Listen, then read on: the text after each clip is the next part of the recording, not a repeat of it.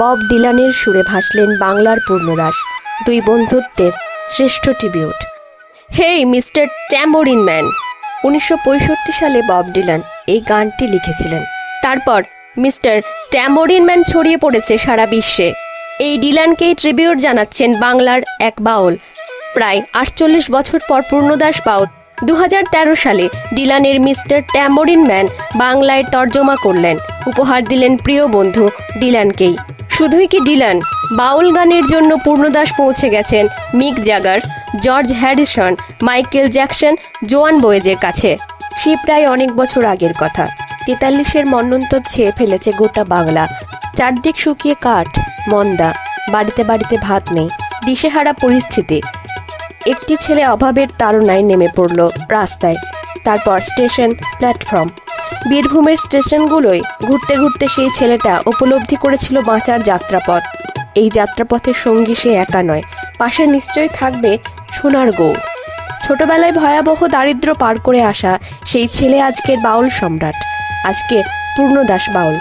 বাড়িতে গানের পরিবেশ ছিল প্রথম থেকেই। একটু একটু বাবার কাছে শিখে নেওয়া বাউল তত্ত্ব আর ভাবরস। এই ভাবরসের নদীতে ডুব দিয়ে একদিন পূর্ণদাস গেয়ে উঠলেন, গোলেমালে গোলেমালে পীড়িত করোনা। বাবা নবনীদাস বাউল সান্নিধ্য পেয়েছিলেন স্বয়ং রবীন্দ্রনাথের, এমনকি প্রখ্যাত কবি অ্যালেন গ্রিনসবার্গের সঙ্গেও পরিচয় ছিল তাঁর। পূর্ণদাসের বয়স তখন মাত্র 9 বছর। সেই প্রথম বাংলার বাইরে নিয়ে যাচ্ছেন নিজের গান, বাউল গান, বাংলার গান।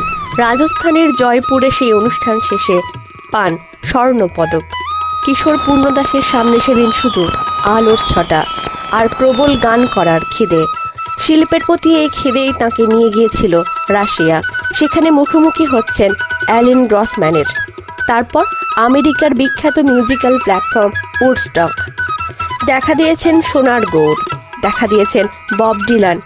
যে বন্ধুত্বের কথা মনে রাখবে আপামোর সঙ্গীত প্রেমী, যে বন্ধুত্ব আজও যে কোনো সঙ্গীত প্রেমী মানুষের কাছে বিস্ময়।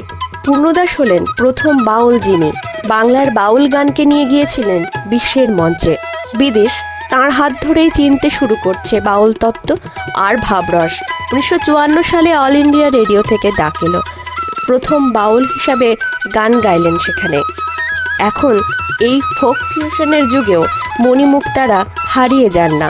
তাঁদের অমলিন সৃষ্টি আজও তাঁদের বাঁচিয়ে রাখে। যেমন সকল সঙ্গীতপ্রেমী এবং বাউলদের মনে উজ্জ্বল হয়ে আছেন পদ্মশ্রী পূর্ণদাস বাউল। গায়কী থেকে পোশাক সবেতেই নিজেকে ভেঙেছেন, গড়েছেন। সময়কে সঙ্গী করে প্রাচীন মনস্ক না হয়ে নিজেকে স্বতন্ত্র করে রাখার নামই শিল্প। সুর এমন এক জিনিস যা কোনো কাঁটাতারের মধ্যে সীমিত থাকে না, সে অসীম, সে বিস্তৃত। ঠিক যেমন বাংলার বাউল 7 সমুদ্র আর 13 নদী পার করে পৌঁছে গিয়েছিলেন দূর থেকে দূরে। ভিডিওটি পছন্দ হলে লাইক ও শেয়ার করতে ভুলবেন না। আর অবশ্যই আপনার মূল্যবান মতামত জানাবেন কমেন্ট বক্সে। কণ্ঠে মন্দিরা।